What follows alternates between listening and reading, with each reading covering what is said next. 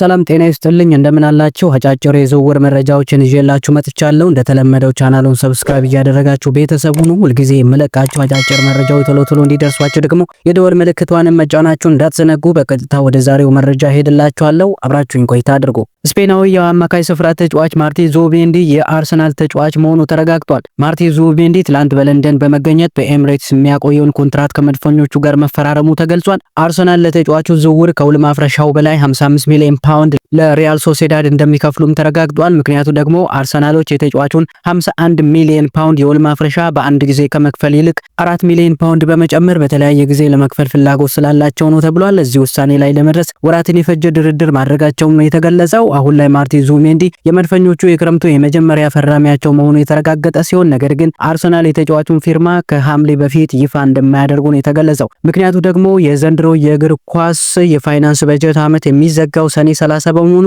ሪያል ሶሴዳድ የማርቲን ዙቢሜንዲ የዝውውር ሂሳብ በሚቀጥለው ወር የፋይናንስ ምዝገባ እንዲጸድቅላቸው ፍላጎት ስላላቸው ነው ተብሏል የብሬንትፎርዱ ክርስቲያን ኖርጋርድ አርሰናል በክረምቱ የዝውውር መስኮት ሊያዘዋውር ከሚፈልጋቸው አማካዮች መካከል አንዱ ነው የሚሉ መረጃዎች እየወጡ ይገኛሉ የ31 ዓመቱ ተጫዋች ከንቦቹ ጋር የሚያቆየው ኮንትራት ሊጠናቀቅ 2 ዓመት ብቻ የቀረው ሲሆን መድፈኞቹ በዚህ ክረምት ከሚመለከቷቸው የመሃል ሜዳ ኢላማዎች መካከል አንዱ ነው ተብሏል አርሰናል ማርቲን ዙቢሜንዲን ከሪያል ሶሴዳድ ማስፈረማቸው ቢታወቅም የቶማስ ፓርቴ ኮንትራት ከፊታችን ሰኔ 30 የሚጠናቀቅ መሆኑን ተከትሎ ተጫዋቹ በነፃ ዝውውር መድፈኞቹን እንደሚለቅ ይጠበቃል ቀደም ሲል ጆርጂኒዮ ክለቡን በነፃ በመልቀቅ ፍላሚንጎን መቀላቀሉ የሚታወቅ ሲሆን አርሰናል እነዚህን ተጫዋቾች ለመተካት ሌሎች የአማካይ ስፍራ ተጫዋቾችን ለማስፈረም ወደ ዝውውር ገበያው እንደሚወጣ ይጠበቃል በዚህም መሰረት የብሬንትፎርዱን ክርስቲያን ኖርጋርድን ለማስፈረም ፍላጎት አሳይቷል ነው የተባለው አርሰናሎች ኤድዋርዶ ካማቪንጋን ከሪያል ማድሪድ የማስፈረም ፍላጎት እንዳላቸው ከስፔን የሚወጡ መረጃዎች እየዘገቡ ይገኛሉ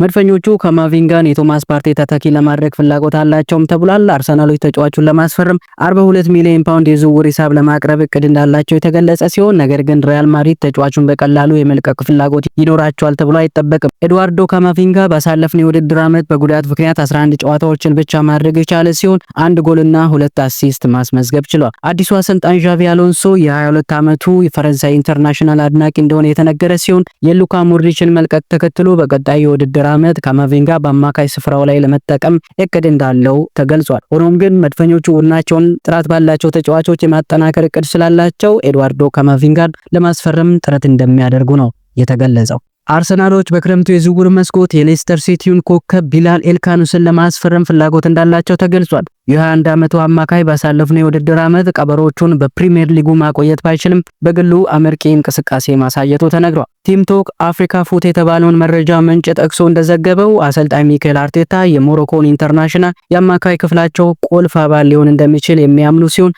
ተጫዋቹን ለማስፈረም ከሌስተር ሲቲ ጋር ከስምምነት ላይ ለመድረስ እንቅስቃሴ መጀመራቸውን የተገለጸው የመረጃ ምንጩ አክሎም አርሰናል በአሁኑ ጊዜ ኤልካኑስን ለማስፈረም በጣም ቅርብ የሆነ ክለብ ነው ያለ ሲሆን አሰልጣኝ ሚካኤል አርቴታ በችሎታ ያምናል ተብሏል ቲምቶክ እንዳስነበበው ተጫዋቹ ወኪልና በአርሰናል መካከል ስምምነት ላይ የተደረሰ ሲሆን ዝውውሩን ለማጠናቀቅ መድፈኞቹ ሌስተር ሲቲዎች የሚፈልጉትን የዝውውር ሂሳብ ማቅረብ አለባቸው ተብሏል ሌስተር ሲቲዎች ለተጫዋቹ ዝውውር እስከ 21 ሚሊዮን ፓውንድ እንደሚፈልጉም ተገልጿል ሊቨርፑሎች አሌክሳንደር ኢሳቅን ለማስፈረም ፍላጎት እንዳላቸው እየተገለጸ ይገኛል በዘንድሮ የዝውውር መስኮት በንቃት እየተሳተፈ የሚገኘው ሊቨርፑል እስካሁን የ3 ተጫዋቾችን ዝውውር ያጠናቀቀ ሲሆን ለዝውውሩም ከ185 ሚሊዮን ፓውንድ በላይ ማውጣታቸው ተረጋግጧል ይሁን እንጂ ቀያዮቹ በዚህ ብቻ የሚያበቁ አይመስሉም አሁን ላይ ደግሞ አሌክሳንደር ኢሳቅን ከኒውካስል ለማስፈረም ፍላጎት እንዳላቸው ነው የተገለጸው ዳርዊን ኑኔዝ በክረምቱ የዝውውር መስኮት አንፊልድን ይለቃል ተብሎ የሚጠበቅ ሲሆን በምትኩ ሊቨርፑሎች ኢሳቅን የማስፈረም እቅድ እንዳላቸው ነው የተነገረው ነገር ግን እስካሁን የተጫዋቹ ፊርማ ለማግኘት የጀመሩት እንቅስቃሴ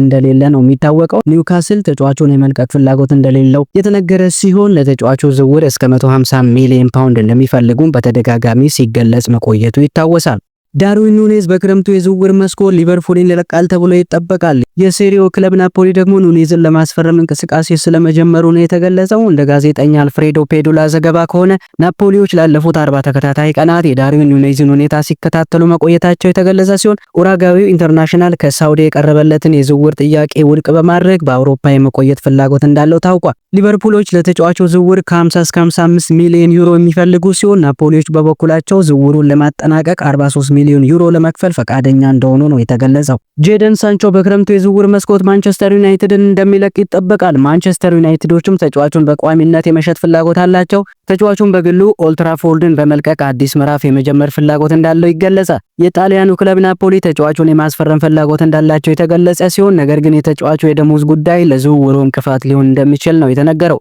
ጄደን ሳንቾ በሌላኛው የሴሪዮ ክለብ ጁቬንቱስ ጭምር የሚፈለግ ሲሆን የተጫዋቹ ፍላጎት ግን ናፖሊን መቀላቀል ነው ተብሏል። ነገር ግን እስካሁን ናፖሊ ተጫዋቹን ለማስፈረም ኦፊሻል የሆነ የዝውውር ጥያቄ ለማንቸስተር ዩናይትድ እንዳላቀረቡ ነው የተገለጸው። የምዕራብ ለንደኑ ክለብ ቼልሲ የፍራንክፈርቱን የአጥቂ ስፍራ ተጫዋች ሁጎ ኤኪቲኬን ለማስፈረም ከማንቸስተር ዩናይትድ እና ከሊቨርፑል ጋር ፉክክር ውስጥ መግባታቸው ታውቋል። ፍራንክፈርት ለተጫዋቹ ዝውውር 85 ሚሊዮን ፓውንድ ወይም 100 ሚሊዮን ዩሮ እንደሚፈልጉ የተገለጸ ሲሆን ቼልሲዎች ባለፈው ሳምንት ከተጫዋቹ ጋር ቀጥታ የስልክ ግንኙነት ማድረጋቸውም ታውቋል። ሁጎ ኤኪቲኬ ባሳለፍነው የውድድር ዓመት ለፍራንክፈርት በሁሉም ውድድሮች 22 ጎሎችን ማስቆጠር መቻሉ ይታወቃል። ሰማያዊዎቹ ለተጫዋቹ ዝውውር እስከ 67 ሚሊዮን ፓውንድ የመክፈል ፍላጎት እንዳላቸውም ተገልጿል። ለዛሬ ያስኩላቸው አጫጭር የዝውውር መረጃዎች እነዚህን ይመስሉ ነበር። ቻናሉን ሰብስክራይብ እያደረጋችሁ ቤተሰብ ሁኑ። ሁልጊዜ የምለቃቸው የዝውውር መረጃዎች ደግሞ ቶሎ ቶሎ እንዲደርሷችሁ የደወል ምልክቷን መጫናችሁን እንዳትዘነጉ። በቀጣይ የዝውውር መረጃ እስከምንገናኝ በያላችሁበት ሰላማችሁ ይብዛ። ባይ ባይ።